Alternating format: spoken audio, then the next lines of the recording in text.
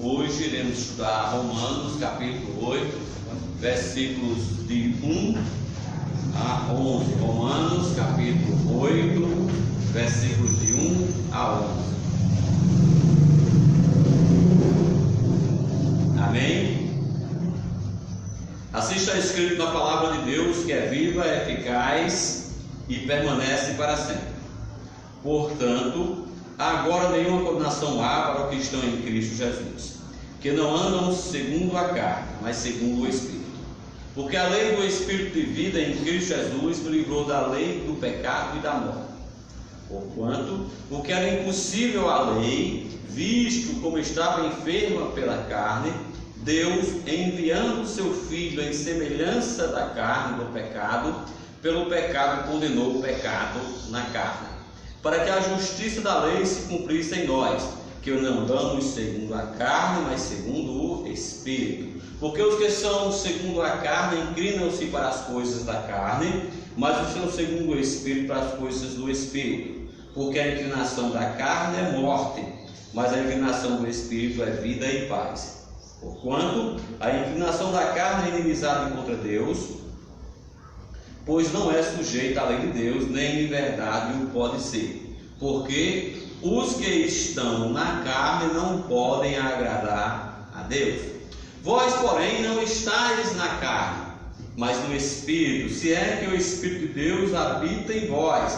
Mas se alguém não tem o Espírito de Cristo, esse tal não é dele. E se Cristo está em vós, o corpo na verdade está morto por causa do pecado, mas o Espírito vive por causa da justiça. E se o Espírito daquele que dentre os mortos ressuscitou a Jesus habita em vós, aquele que dentre os mortos ressuscitou Cristo também vivificará vossos corpos mortais pelo Espírito que em vós habita. Amém? Santíssimo Deus e Pai, rogamos, Senhor, que o Senhor nos conduza a entender a Tua palavra, Senhor. Que o Senhor possa estar, Senhor, nos conduzindo a cada um de nós a aprender a Tua palavra, Senhor, a entender o que é ser Espírito de Deus, a entender o que é ser guiado pelo Espírito, Senhor. Pôr em prática os Teus ensinamentos, Senhor. Te rogamos, agradecido em nome de Cristo. Amém.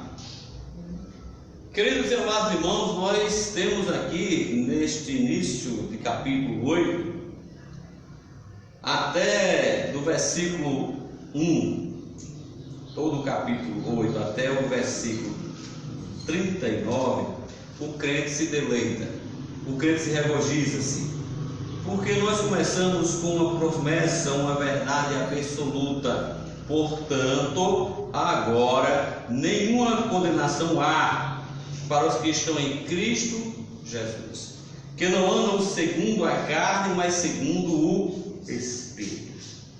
Irmãos, não há mais possibilidade de sermos condenados. Não há mais a possibilidade de nós estarmos separados de Deus.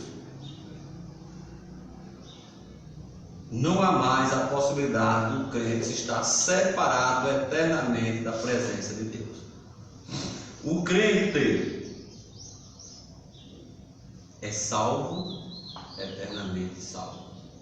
Estar em Cristo significa que nosso Salvador já pagou a nossa dívida.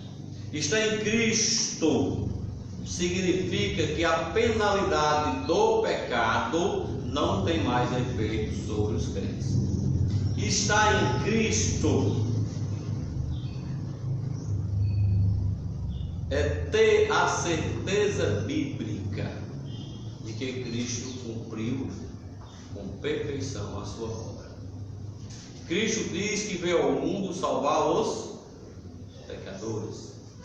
E ele diz: está consumado. A obra dele é perfeita. Estar em Cristo é saber que hoje, no presente, tu tens a vida eterna. Estar em Cristo é saber que amanhã, no futuro, tu não entrarás em condenação. Estar em Cristo é ter plena convicção que tu passaste da morte para a vida. Eu citei referência a João capítulo 5, versículo 24. onde Cristo nos diz que todo aquele que nele crê tem a vida eterna. Não entrará em condenação, mas passou da morte para a vida. Em 1 João capítulo 5, versículo 13, o Espírito Santo guiando e soprando aos ouvidos de João, ele nos diz que essas coisas eu escrevi aos que credes, para que saibais que tendes a vida eterna e creais no nome do Filho de Deus. Esta é a condição para sermos salvos: cremos na obra do Filho de Deus. Amém? O crente não terá condenação. Agora é bom salientar que, sabendo que não é condenado, o crente poderia tentar desviar-se para a carnalidade. Irmãos, o fato de não sermos mais condenados eternamente não implica necessariamente na falta de correção. Nós podemos ser corrigidos e cobrados. Corrigidos e cobrados. Corrigidos por quem? Por nosso Pai. Cobrados por quem? Por nossa negligência. Hebreus capítulo 12, versículo de 6 a 10. A correção.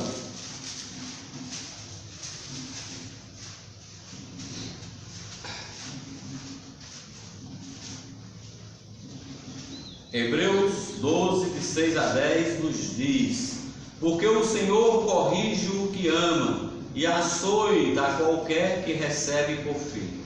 Se suportais a correção, Deus vos trata como filhos, porque que filho há a quem o pai não corrija? Mas se estáis sem disciplina, do qual todos são feitos participantes, sois então bastardos e não filhos.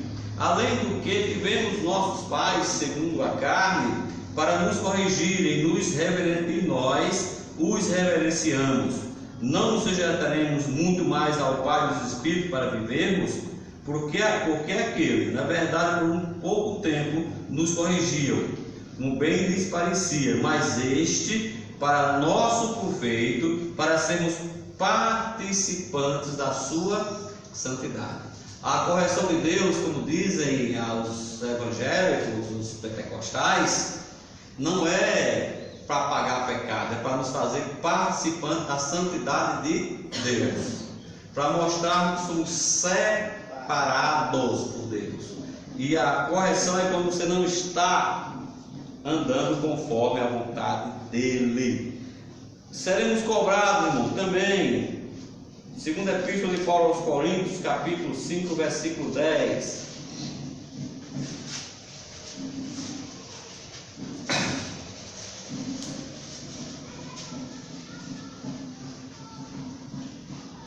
Porque todos devemos comparecer ante o tribunal de Cristo, para que cada um receba segundo o que tiver feito por meio do corpo, ou bem ou mal. Irmãos,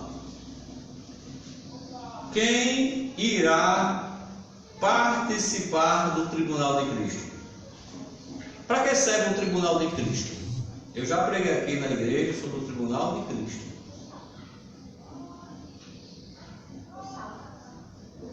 Os salvos irão participar do tribunal de Cristo. Mas para que serve o tribunal de Cristo?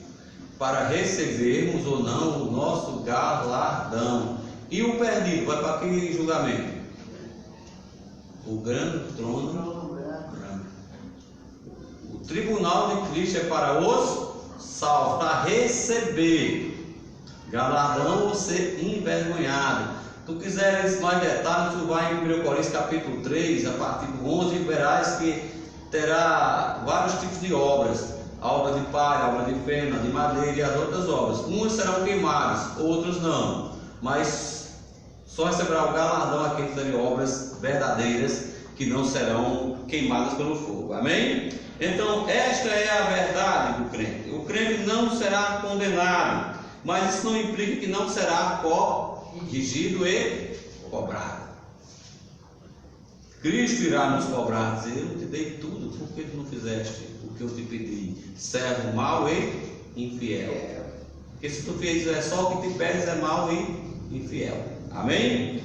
Romanos 8, versículo 2: porque a lei do Espírito de vida em Jesus Cristo me livrou da lei do pecado e da morte. Por que a lei? Que lei? A lei mosaica?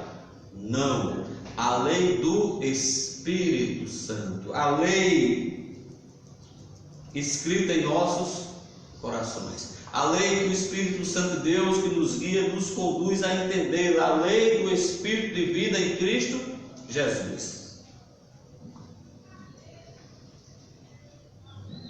O Espírito Santo, irmão, habita e guia o crente. E este Espírito que em nós habita é o que nos leva a discernir as coisas certas das coisas erradas.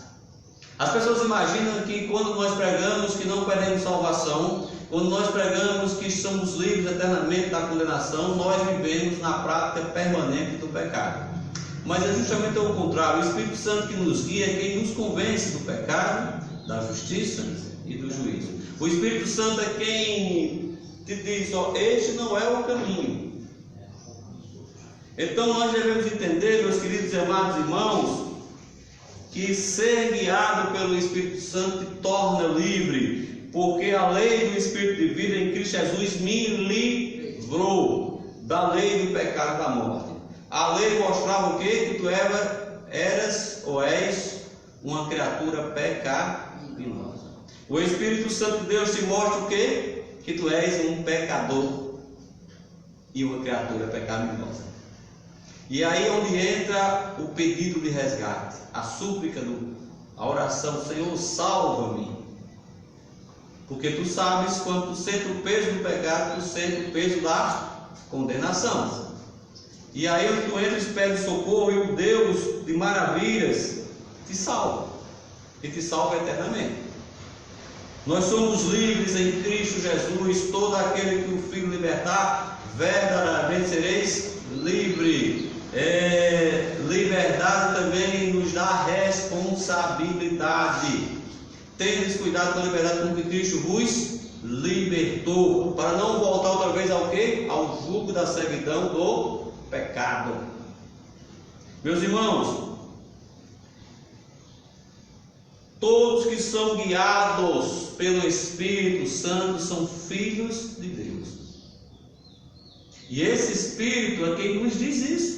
Ele é quem testifica com nós mesmos que nós somos filhos de Deus. Como é que eu sei que sou filho de Deus? O próprio Espírito testifica com o meu Espírito que eu sou filho de Deus. E aí onde entra a diferença com os demais do mundo. Eles não têm essa plena convicção.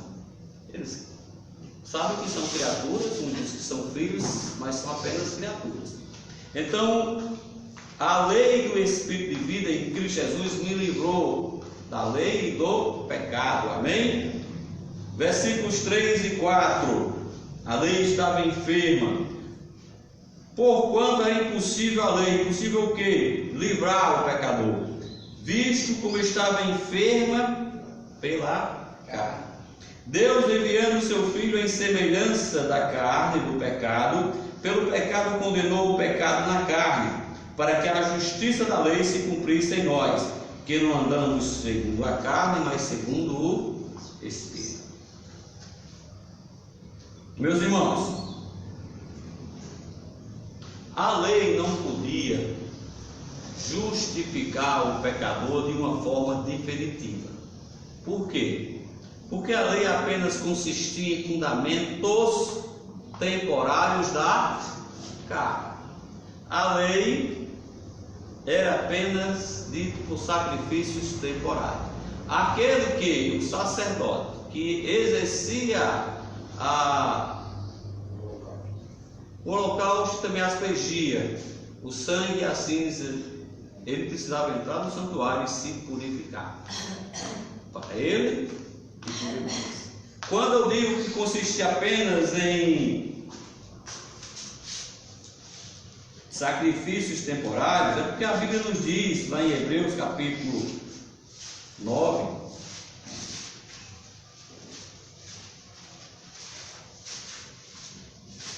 nos diz o seguinte: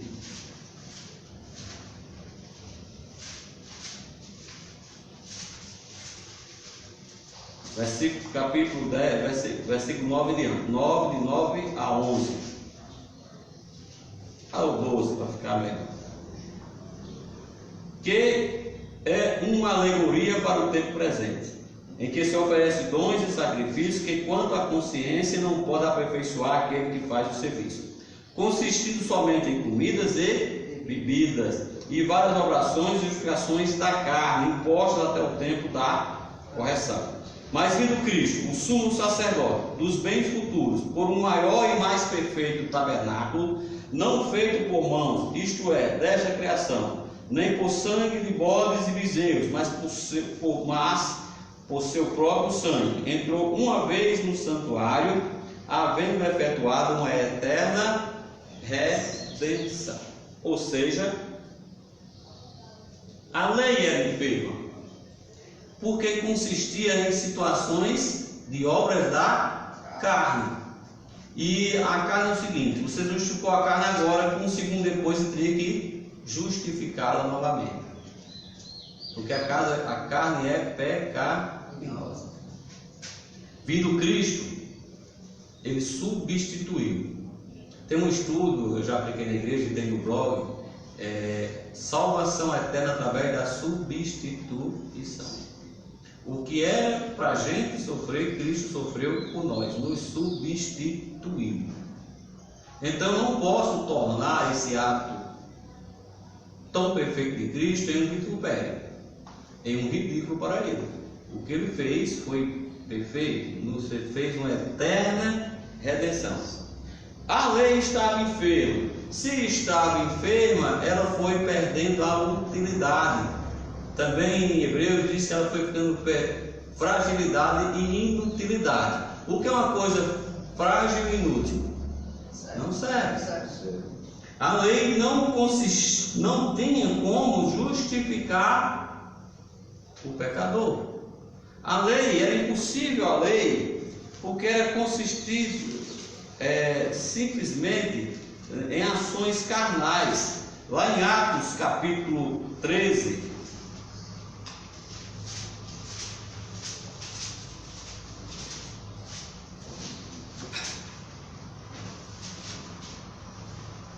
versículo 37 a 39,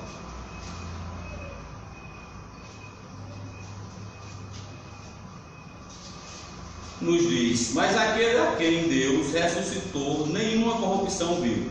Seja-vos, pois, notório, homens e irmãos, que por este vos anuncia a remissão dos pecados.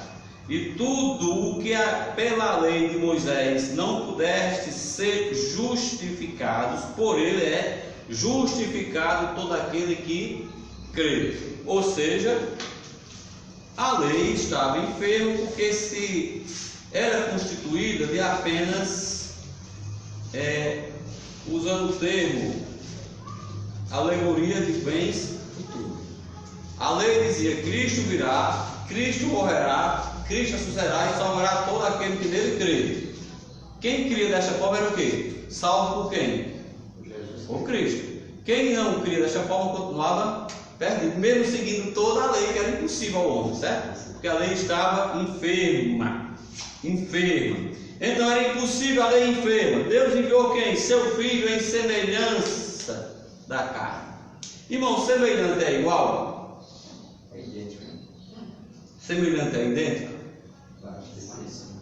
Parecido. Semelhante é parecido. Deus enviou Cristo, que é Deus, na carne, na mesma semelhança, com os mesmos sentimentos, os mesmos desejos do homem. Cristo teve fome, Cristo teve sede, Cristo chorou, Cristo sentiu a morte de Lázaro, Cristo sofreu a agonia pré-calvário, Cristo sofreu. Todos os sentimentos humanos ele sofreu. Cristo só não teve uma coisa que ele não fez, foi pecar. Cristo veio à semelhança da carne pecaminosa e não à carne pecaminosa. Entenderam? Ele veio à semelhança da carne, não veio na carne pecaminosa. Ele tinha a aparência do homem, a aparência da carne, os sentimentos do homem, mas não tinha o pecado. Cristo, irmãos, é dito em 2 Coríntios capítulo 2, versículo 2 Coríntios, capítulo 5, versículo 21. Aquele que não conheceu o pecado, fez pecado por nós, para que por neles fôssemos feitos justiça de Deus. Gente, Cristo não viu pecado e se fez pecado por nós. Cristo era Deus e não teve por usurpação ser Deus. Todas as situações que Cristo passou em sofrimento poderiam ser por Ele evitadas. Eu duvido que se um de nós tivéssemos uma espécie de poder qualquer, iríamos passar qualquer tipo de sofrimento. Não, porque nós temos da natureza pecaminosa individual. Individual ou individualista, como que? Filipenses capítulo 2, versículo de 6 a 8. Filipenses 2, de 6 a 8.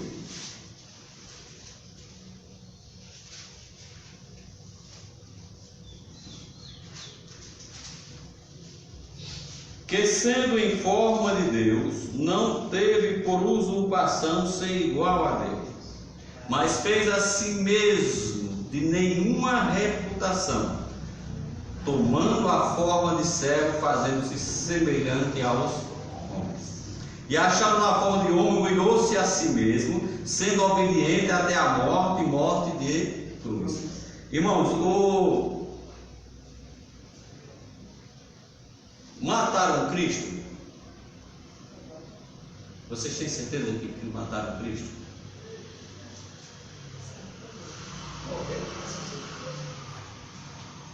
Humilharam Cristo? Vocês têm certeza que Cristo foi humilhado? Vocês têm certeza disso? Eu posso perguntar? Cristo não morreu. Cristo se deu a si mesmo. Não mataram Cristo, certo? Cristo se deu a si mesmo. Tudo o que Cristo passou poderia ser evitado se assim Ele fosse e quisesse. Se Ele fosse, Ele não quer morrer, eu não iria morrer, mas Ele foi obediente até a morte, morte de cruz. Segundo, humilharam Cristo? Não, humilhou-se a si mesmo. Aqui, ó. Achando-se na forma de homem, humilhou-se a si mesmo. Ele permitiu ser humilhado. Tudo e todas as coisas acontecem pela vontade de Deus.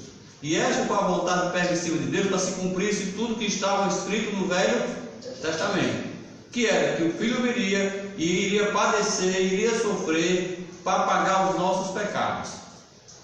Por que Cristo não evitou? Porque assim ele ora a oração dele. Não faça, afaste de mim esse cálice do sofrimento, mas não faça a minha vontade, mas a tua vontade. Ele era Deus, mas não fez questão de ser Deus. Ele foi obediente. E esse exemplo nós temos o seguinte, de obediência.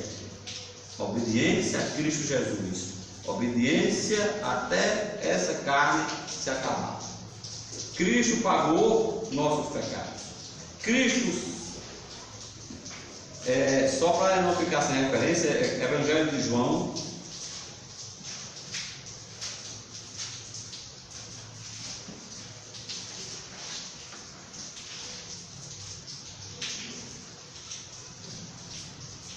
capítulo 10, versículo 17 e 18. Evangelho de João, capítulo 10, versículo 17 e 18. Amém? Por isso o Pai me ama, porque dou a minha vida para tornar a tomá-la. Ninguém me tira de mim, mas eu de mim mesmo a dou. Tenho poder para dar e poder para tornar a torná-la, tomá-la. Este mandamento recebi do meu Pai. Ou seja, Cristo deixou morrer para que fosse cumprida toda a justiça de Deus. Amém?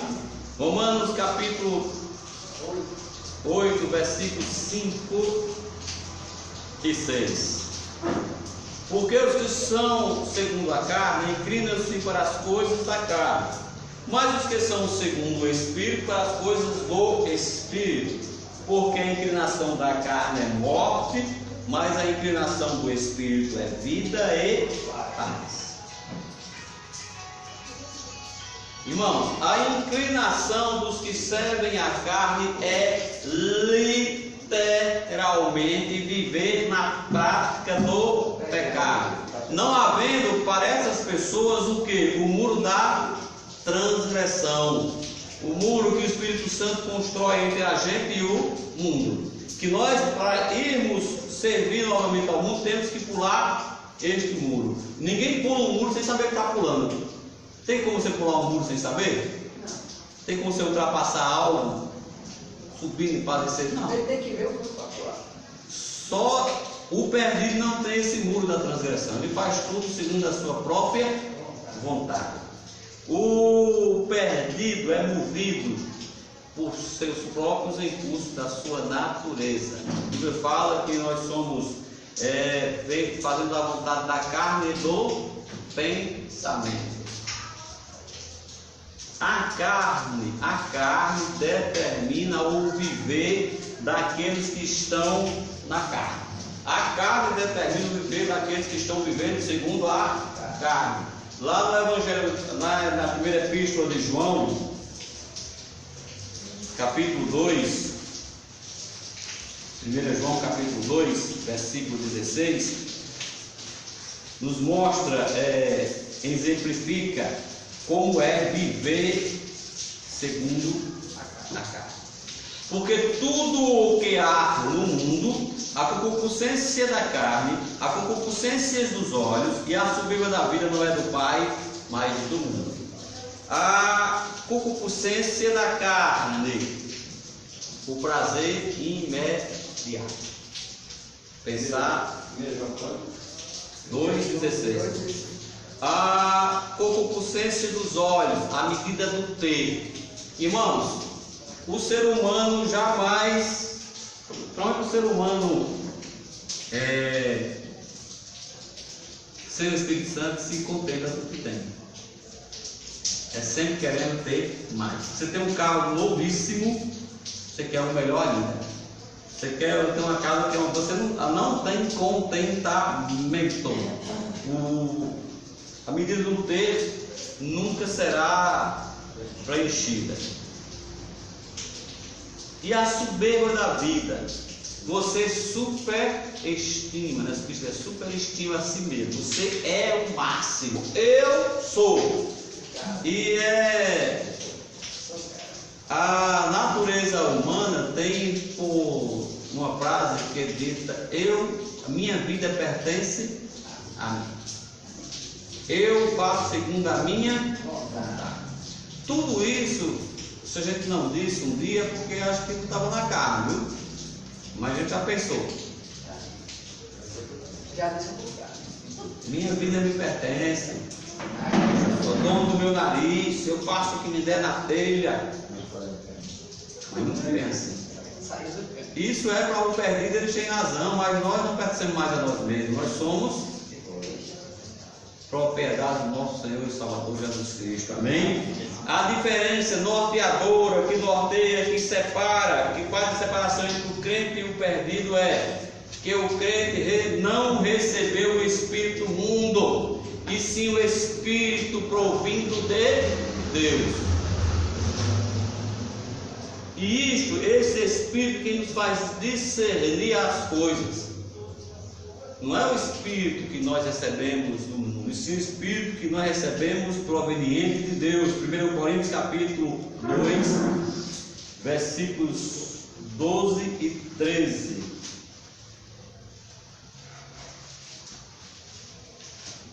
Vamos ler 12, 13 e 14. Mas nós não recebemos o espírito do mundo. Veja bem que o espírito do mundo está com E minúsculo. Mas o espírito que provém de Deus. O espírito com E maiúsculo, do Espírito Santo. Para que pudéssemos conhecer o que em nós é dado gratuitamente por Deus. As quais também falamos não com palavras que a sabedoria humana ensina, mas com as que o Espírito Santo ensina, comparando as coisas espirituais com as espirituais. Ora, o homem natural não compreende as coisas do Espírito de Deus, porque lhe parece loucura. E não podem entendê-las, porque eles se discernem espiritualmente. Meus irmãos, talvez seja uma loucura, como eu fiz eu e o irmão João ontem, a João Pessoa, só nós dois, para fazer um culto, chegar lá, 1 hora de culto, voltar, 4 horas de viagem para fazer 1 hora de culto. Isso é uma loucura na cabeça dos perdidos. É doido? Para a gente não, para a gente é uma alegria. Como disse o irmão João, lá em uma pessoa tem um diferencial. Tem um alimento espiritual e depois tem um alimento material, que a irmã Leninha capricha, viu? Deus abençoe a irmã. É boa na cozinha, viu? Então as pessoas imaginam, parece loucura para quem não tem o Espírito Santo. Mas o Espírito Santo de Deus nos dá esse discernimento. Servir a Deus é a nossa função hoje aqui. Nós fomos comprados para isso. Não fomos comprados para ter vida boa, como as pessoas pregam. Os filhos de Deus têm que ter o melhor da terra. Não, nós fomos comprados para trabalhar na seara e na vinha do proprietário, que é Jesus Cristo. E o trabalho quem faz é Ele, Ele manda, a gente vai. Amém? Que nós possamos sempre decidir as coisas espiritualmente. Amém? Esta é a diferença do crente, mesmo sabendo que é livre, que pode todas as coisas, mas ele não busca todas as coisas, busca o que as coisas que edificam. Amém? Versículo 7 e 8. Porquanto a inclinação da carne é inimizade contra Deus, pois não é sujeita à lei de Deus, nem em verdade pode o ser. Portanto, os que estão na carne não podem agradar a Deus. Irmãos, nós podemos interpretar essas duas passagens como se Paulo estivesse falando literalmente a quem? Aos salvos, o 7 e o 8. Ele está falando das pessoas que não conheceram, está falando a nós, salvos, das pessoas que não conheceram a Deus. Porquanto a inclinação da carne é inimizade contra Deus. Quando eu estou na carne, eu não sou filho, eu sou inimigo de Deus. Mas peraí, eu sou muito religioso. É inimigo de Deus. A religião ela é aflorada, ela é fermentada dentro da carne. Toda religião mostra obras na frente da salvação. Nós não somos religião, nós não somos denominação, nós somos função. O nome batista é apenas o nosso selo de adesão à doutrina que Cristo trouxe do céu. Não é função de nome, não é o nosso nome, não. Nós temos a função batista de ir a todo mundo e pregar o Evangelho. Batista quer dizer mergulhador, batizar. Nossa função é ir, pregar e batizar. O nome podia ser ali Igreja Assembleia dos Mergulhadores Bíblicos, era o nome mais correto para a gente. Irmãos, quem está na carne é inimigo. O seu viver é baseado em agradar a si mesmo, não se importando em conhecer verdadeiramente a Deus. O prazer, olha a situação daquele, vamos lá, Romanos capítulo 1, por favor, do 28 ao 32. Esta é a situação do que não se importar em conhecer a Deus.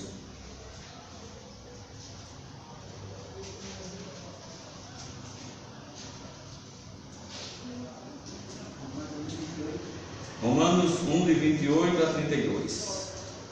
E como eles não se importaram de ter conhecimento de Deus, assim Deus entregou a um sentimento perverso para fazer as coisas que não convêm.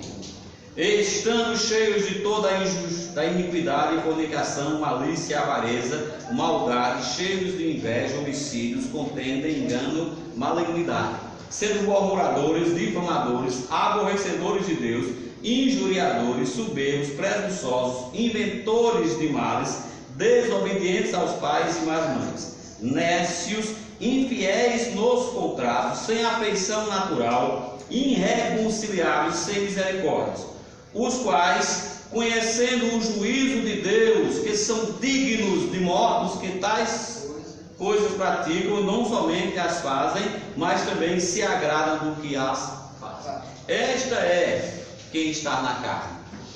Este é quem está na carne, melhor dizendo.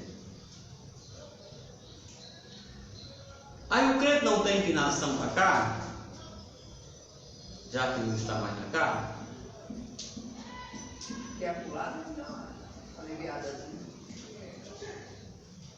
O crente, é verdade que o crente também tem inclinações da carne. Porque quando estiver nesse pijama vai estar assim. Mas o crente não poderá voltar a ser inimigo de Deus. Isso não quer dizer que a tua obra da carne não seja inimizada. Quando eu me detenho a viver na prática do pecado, sendo crente, eu estou praticando coisas de inimizade eu posso falar de um exemplo, um cidadão que eu conheci, que tem um filho, e o filho casou com uma mulher rica, e o pai não era rico. E o filho, nunca perguntei, acho que tinha vergonha do pai. E se intrigou do pai. E ele gostava muito de vaquejada, de festa de boi, e o pai também. Ele passava na frente da casa do pai para buscar um vaqueiro que morava assim, 2, 3 casas do pai, e nem buzinava para o pai. O pai era inimigo dele? Não. Mas as ações que ele praticava eram inimizadas contra o pai. Estão entendendo? Nós não seremos mais, o incrédulo é inimigo de Deus, o crente não é mais inimigo, mas pode praticar obras de inimizade contra o pai.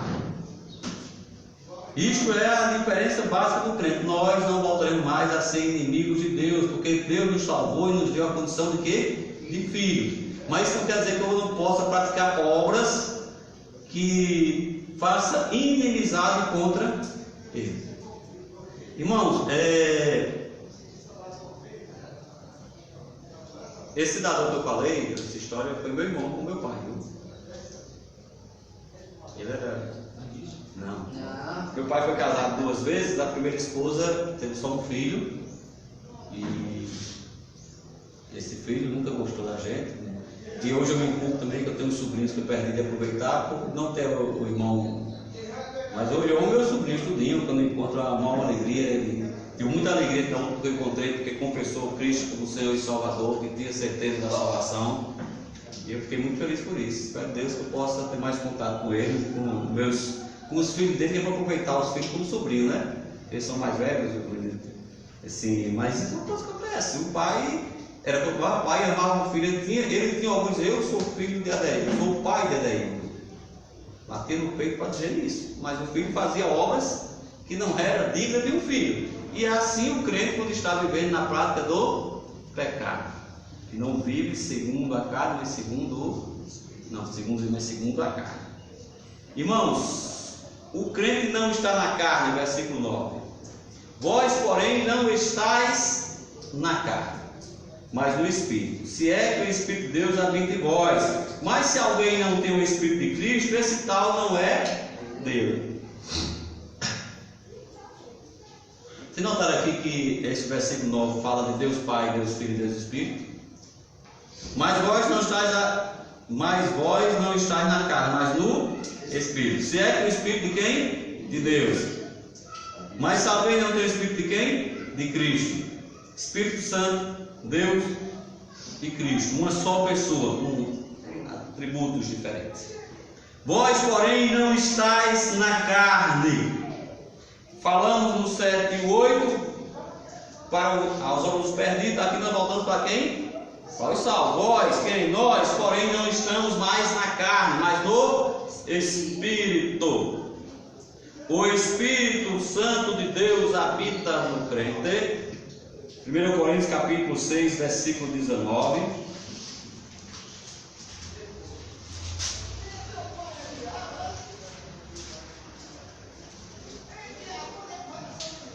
Ou não sabeis que o vosso corpo é o templo do Espírito Santo que habita em vós, proveniente de Deus, que não sois de vós mesmo.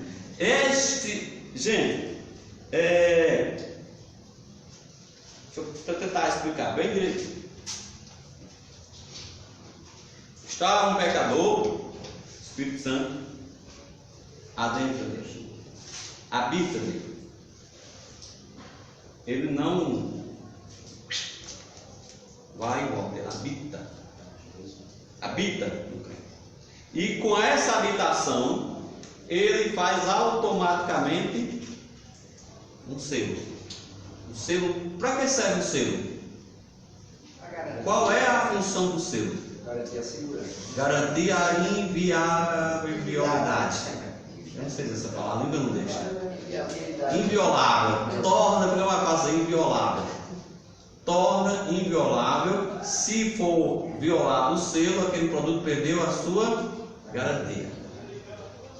O Espírito Santo habita na gente e nos torna propriedade de Deus. E este é o selo. Efésios capítulo 1.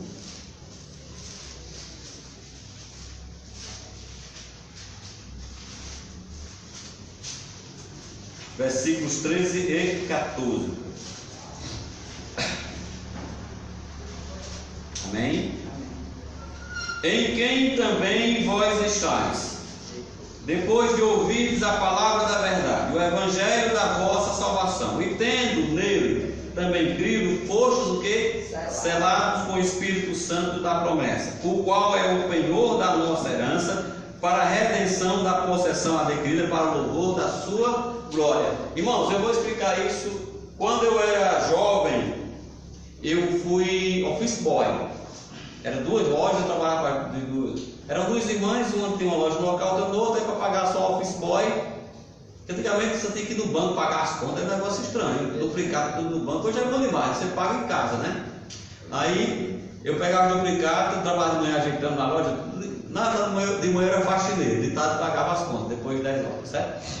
E eu pegava os duplicados e ia pagar. Chegava lá, era uma máquina que dava um carimbo, né? Fazer que estava lá, era até, o cara botava manual, né? Aí botava pago, dia tanto e tanto. Aquela promissória não seria mais pago. E essa pessoa também, de vez em quando ela tinha joias, e quando estava muito apertado, dizia, volta ali comigo, não sabia onde era. Era na Caixa Econômica Federal, depositar lá umas joias para pegar um dinheirinho e pagar as promissórias, depois ir lá, quando recebia. Ela vendia muito, mas vendia também muito naquele tempo fiado, né? E enquanto recolhia lá e buscava a joia de volta. Nós somos o selo do Espírito Santo, nos garante o quê? O nosso penhor, a redenção da possessão adquirida. É o selo do Espírito Santo. Quando Deus olha para a gente, Ele deu o selo do Espírito Santo. Então tu estás selado. Só está esperando o quê? A redenção. Amém? Então, isto é estar em Cristo e viver em Espírito. Irmãos, o Espírito Santo habita no crente, ou habita em nós.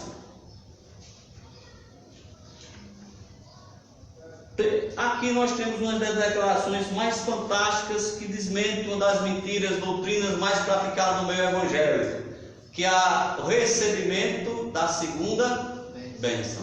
Você já ouviu falar isso, irmão João, que praticou, já viveu aí por aí fora desses recebimento da segunda bênção?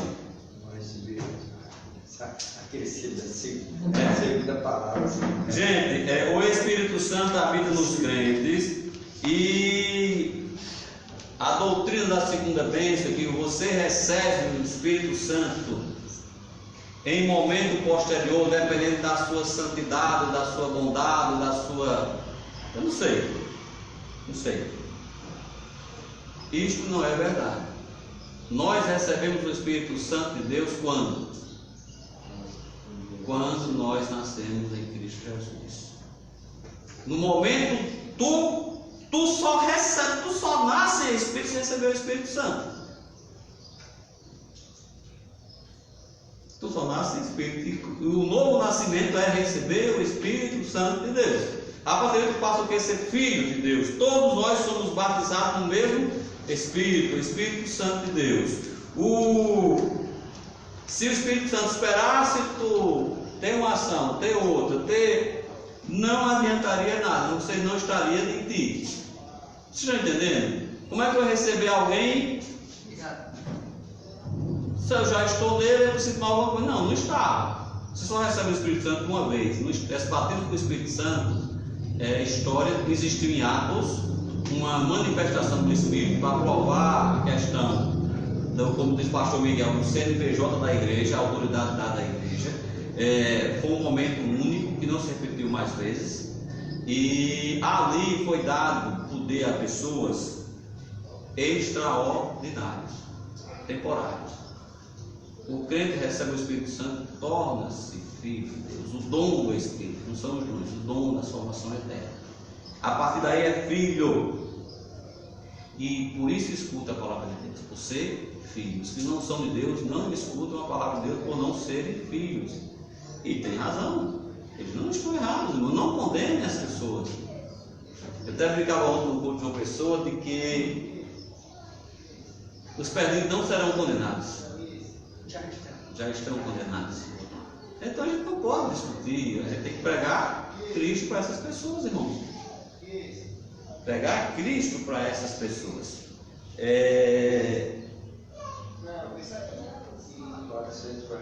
447. Noel falou domingo ontem, eu achei muito lindo.